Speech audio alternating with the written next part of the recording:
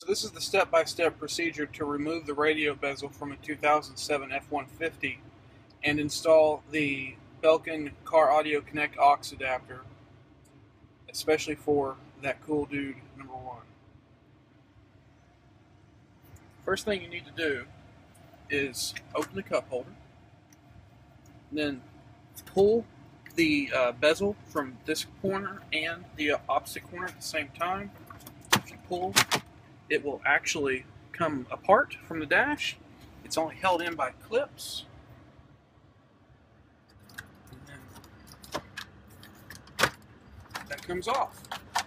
Now I'm just going to do a quick little run through because I really don't want to tear it all apart to put it back together. This is the original aux jack that was mounted in the top of the dash. It's only held in by 2 plastic clips. So you just separate those clips and the jack actually comes out. There's enough slack in the cable to run it below the head unit.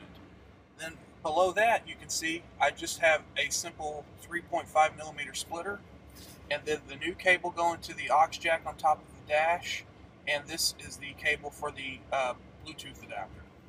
I just fit a new female-to-female adapter up here and ran an aux cable. Just get you some heat shrink tubing and fill it in the best you can, and then put a large piece around the actual plastic mount. Once you open this piece, you'll see what I'm talking about. And then once that happens, pop out the cigarette lighter. I'll insert a photo here of what the cigarette lighter looks like and the tab that you'll need to remove. And as you can see, the Belkin actually sits in there flush between all 4 of the clips, and is simply held in with a zip tie. I know that seems like it wouldn't really hold that well, but I've been using it for a few weeks now, and there's been absolutely no problem whatsoever. The original factory cigarette lighter is also back here.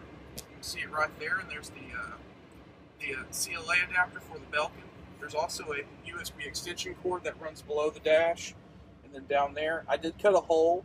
This is actually the only damage I did to the entire vehicle, is I actually cut a small hole in the storage bin below the cup holder, so that I could have an external USB charge port. I really don't think there's anything else worth mentioning. I can go ahead and show you what the adapter looks like underneath the plate. Let me go ahead and remove that. You need, I think it's a 7mm screw.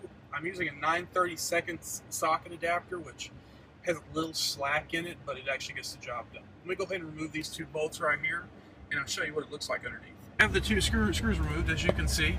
This plate is actually held in by retention clips, just like the top plate. After the 2 bolts are released, you just have to pop it up.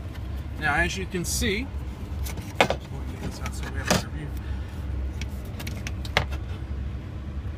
there's the heat shrink tubing around the original clamp. I did kind of melt the clamp down a little bit, just to kind of soften it so that it holds it in there a little better.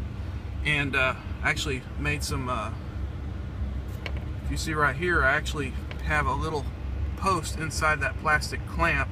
That was just putting a couple of small screws inside the tubing and then shrinking it down. Let's go ahead and pop that back on.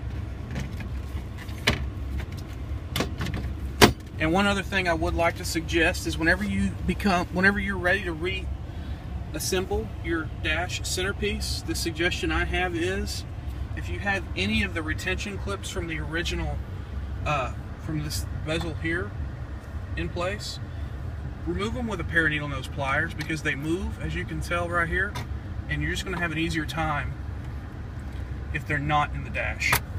They simply come out by pulling them.